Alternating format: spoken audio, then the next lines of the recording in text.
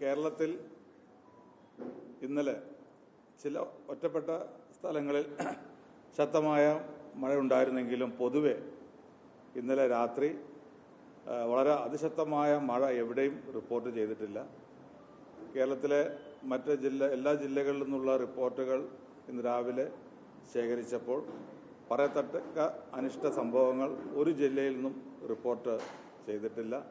ഇന്നലെ രാത്രി എല്ലാ രീതിയിലും രാത്രിയിലെ മഴയും അതുമായി ബന്ധപ്പെട്ട അനിഷ്ട സംഭവങ്ങൾ വല്ലതും ഉണ്ടാകുമോ എന്നതിനെക്കുറിച്ചുള്ള ആശങ്ക ഉള്ളതുകൊണ്ട് എല്ലാവിധ മുന്നൊരുക്കങ്ങളും സജ്ജീകരണങ്ങളും നടത്തിയിരുന്നു. രാത്രി വളരെ വിജിലൻ്റായിട്ടാണ്, ജാഗ്രതയോടുകൂടിയാണ് ഓരോ സ്ഥലത്തും മഴ ഉൾപ്പെടെ അതിശക്തമാകുന്നുണ്ടോ എന്നുള്ള കാര്യം ഉൾപ്പെടെ വീക്ഷിച്ചുകൊണ്ടിരിക്കുകയായിരുന്നു. പക്ഷേ ഇന്നലെ അത്ര ശക്തമായ മഴ പല ഭാഗങ്ങളിലും റിപ്പോർട്ട് ചെയ്തിട്ടില്ല. പത്തനംതിട്ടയിലാണ് ഇന്നലെ മഴ കുറച്ച് ശക്തമായി നിലനിന്നത്. അതോടൊപ്പം തന്നെ മലപ്പുറം ജില്ലയിൽ ഇന്നലെ രാത്രി മഴ ഉണ്ടായിരുന്നു. മറ്റ് സ്ഥലങ്ങളിൽ അത്രത്തോളം ശക്തമായ മഴ ഉണ്ടായിരുന്നില്ല. അതുകൊണ്ട് എല്ലാ കാര്യങ്ങളും നിയന്ത്രണ വിധേയമാണ്.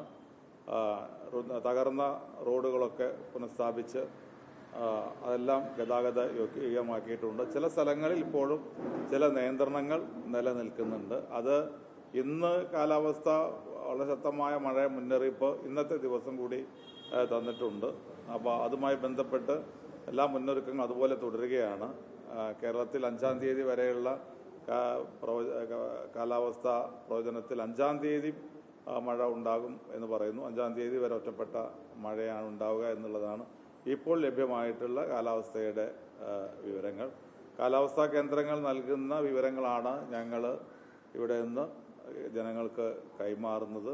അതിൽ ഒട്ടും വീഴ്ച വരുത്താതെ ലഭ്യമായിക്കൊണ്ടിരിക്കുന്ന എല്ലാ വിവരങ്ങളും മണിക്കൂറുകൾ അടിസ്ഥാനമാക്കിയാണ് പലപ്പോഴും വിവരങ്ങളും അലർട്ടുകളും നൽകാറുള്ളത്. അതൊക്കെ നൽകിക്കൊണ്ടിരിക്കുന്നുണ്ട്. പക്ഷേ ഗവൺമെൻറ് നൽകിയിട്ടുള്ള ഒരു നിർദ്ദേശം, ഞങ്ങൾ ഡിസാസ്റ്റർ മാനേജ്മെൻറ്റ് യോഗം മൺസൂൺ സ്റ്റാർട്ട് ചെയ്യുന്നതിന് മുമ്പ് തന്നെ മുഖ്യമന്ത്രിയുടെ നേതൃത്വത്തിൽ തിരുവനന്തപുരത്ത് വിളിച്ചു ചേർത്തിരുന്നു. ജില്ലാ കളക്ടേഴ്സ് ഉൾപ്പെടെയുള്ള മുതിർന്ന ഉദ്യോഗസ്ഥരൊക്കെ തന്നെ അതിൽ പങ്കെടുത്തിരുന്നു. ഞങ്ങൾ പൊതുവായി നിർദ്ദേശിച്ചിട്ടുള്ള അലർട്ടുകൾ വരുന്നത് വെയിറ്റ് ചെയ്യേണ്ട കാര്യമില്ല. ഏത് സാഹചര്യം ഉണ്ടായിക്കഴിഞ്ഞാലും അതിന് തയ്യാറെടുക്കാനുള്ള ഒരുക്കങ്ങൾ നടത്തിയിരിക്കണം. അത് താഴെ തട്ട് വരെ നടത്തിയിരിക്കണം എന്നുള്ള നിർദ്ദേശമാണ് മൺസൂണിന് മുമ്പ് തന്നെ നൽകിയിട്ടുള്ളത്. അതുകൊണ്ട് ഗവൺമെൻറ്റിനെ സംബന്ധിച്ചിടത്തോളം അലർട്ട്, റെഡ് അലർട്ട്, ഓറഞ്ച്, യെല്ലോയും ഗ്രീനും ഒക്കെ ആയിക്കഴിഞ്ഞാലും നിലവിൽ സിസ്റ്റത്തിന് മാറ്റം ഉണ്ടാവില്ല. ഏത് അടിയന്തര സാഹചര്യത്തിലും പലപ്പോഴും നമുക്കറിയാം ചില അപ്രതീക്ഷിതമായ മഴയും മിന്നൽ പ്രളയവും ഒക്കെ ഉണ്ടാകുന്ന അനുഭവങ്ങളും കീഴ്വഴക്കങ്ങളും ഉള്ളതുകൊണ്ട് എല്ലാ സമയവും അത്തരത്തിലുള്ള ഒരു മുന്നൊരുക്കം എല്ലാ ജില്ലകളിലും പഞ്ചായത്ത് തലത്തിൽ വരെ ഉണ്ടാവണം എന്നുള്ള നിർദ്ദേശമാണ് നൽകിയിട്ടുള്ളത്. അത് ഇനിയും തുടരും. കാലവർഷം കഴിയുന്നതുവരെ അത് ശക്തമായി തന്നെ അതേ രീതിയിൽ തുടരാനാണ് നിർദ്ദേശം നൽകിയിട്ടുള്ളത്.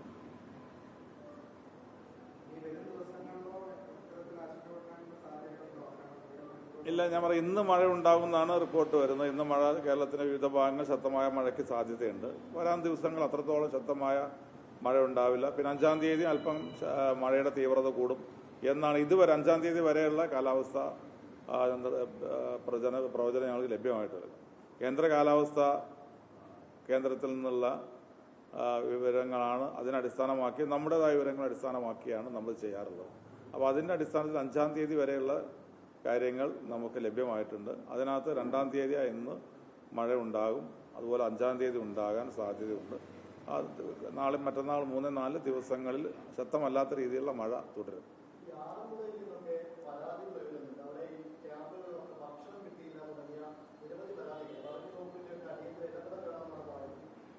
ഞാൻ രാവിലെ തന്നെ ആറന്മുളയുമായി ബന്ധപ്പെട്ട് അവിടെ MLA അബിൻ വർക്കിയുമായിട്ട് സംസാരിച്ചിരുന്നു. അദ്ദേഹം ഒരു ക്യാമ്പിനകത്ത്, ആറന്മുള ക്യാമ്പിനകത്ത് ഭക്ഷണം എത്തുന്ന കാര്യത്തിൽ, രാവിലത്തെ പ്രഭാത ഭക്ഷണം എത്തുന്ന കാര്യത്തിൽ അല്പം വൈകിപ്പോയി എന്നുള്ള രീതിയിലൊരു പരാതിയാണ് അവിടെ നിന്ന് വന്നത്. ഉടനെ തന്നെ ജില്ലാ കളക്ടറെ വിളിച്ച് അന്വേഷിച്ചപ്പോൾ അത് എത്താൻ അല്പം വൈകി എന്നേ ഉള്ളൂ. എല്ലാവർക്കും പ്രഭാത ഭക്ഷണം കൊടുത്തു കഴിഞ്ഞു.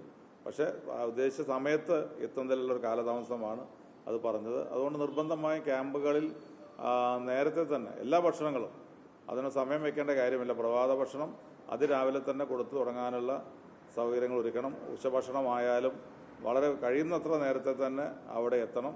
ആളുകൾ ആഗ്രഹിക്കുന്ന സമയത്ത് കൊടുക്കാനുള്ള നിർദ്ദേശം നൽകിയിട്ടുണ്ട്.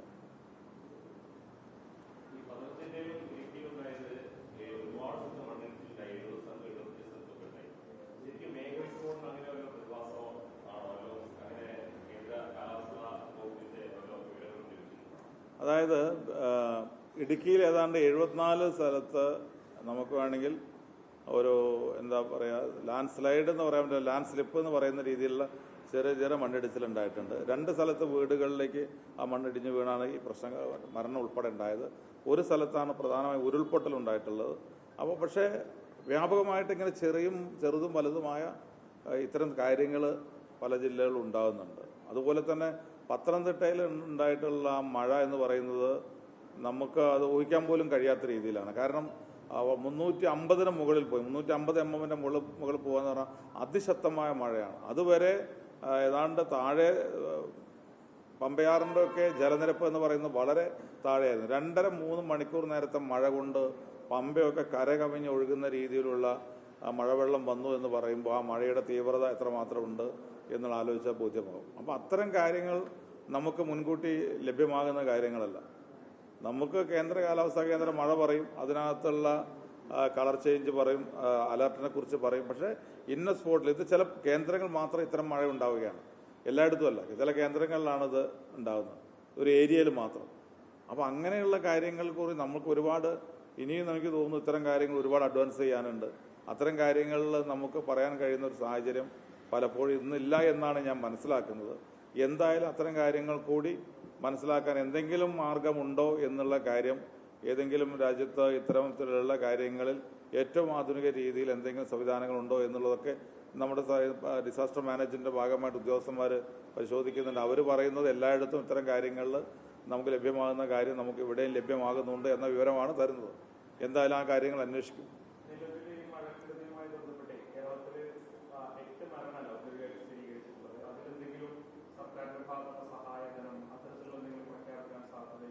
തീർച്ചയായിട്ടും കാലവർഷക്കെടുതിയുമായി ബന്ധപ്പെട്ടുണ്ടാകുന്ന മരണങ്ങൾക്ക് ഇപ്പോൾ നിലവിൽ കൊടുത്തുകൊണ്ടിരിക്കുന്ന സഹായങ്ങളുണ്ട്. ആ ധനസഹായങ്ങളൊക്കെ തന്നെ ഇവർക്കും ലഭ്യമാകും.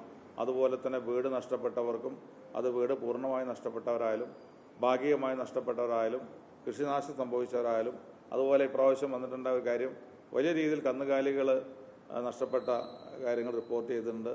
അത്തരം കാര്യങ്ങളിലൊക്കെ കൊടുക്കാൻ കഴിയുന്ന പരമാവധി സഹായം ഗവൺമെൻറ് കൊടുക്കും.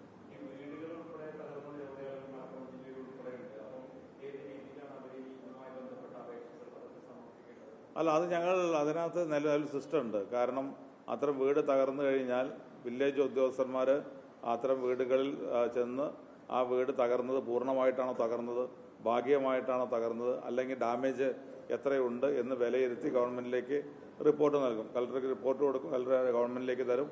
അതിൻ്റെ അടിസ്ഥാനത്തിലായിരിക്കും സഹായം അനുവദിക്കുക.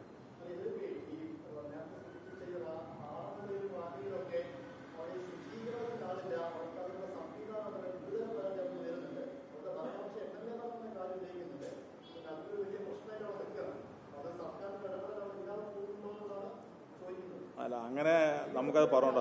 പെട്ടെന്ന് ക്യാമ്പുകൾ നമ്മൾ ക്യാമ്പ് ഒരുക്കാനുള്ള സംവിധാനം എല്ലായിടത്തും ചെയ്തിട്ടുണ്ട്. അതിനുള്ള കെട്ടിടങ്ങൾ കണ്ടെത്തി അത്തരം കെട്ടിടങ്ങളിലേക്കാണ് മാറ്റുന്നത്. നേരത്തെ നമ്മൾ ഫിക്സ് ചെയ്തിരുന്നത് ഒരു ഏരിയയിൽ നമുക്ക് ഒരു അപകടം ഉണ്ടായിക്കഴിഞ്ഞാൽ അത് എവിടെ സ്കൂളിലേക്ക് മാറ്റണം, അല്ലെങ്കിൽ ഒഴിഞ്ഞ കെട്ടിടം ഏതാണ്, ഇതൊക്കെ നമ്മൾ മാർക്ക് ചെയ്തിട്ടുണ്ട്. അപ്പോൾ ഓരോ ഏരിയയിൽ അതുണ്ട്.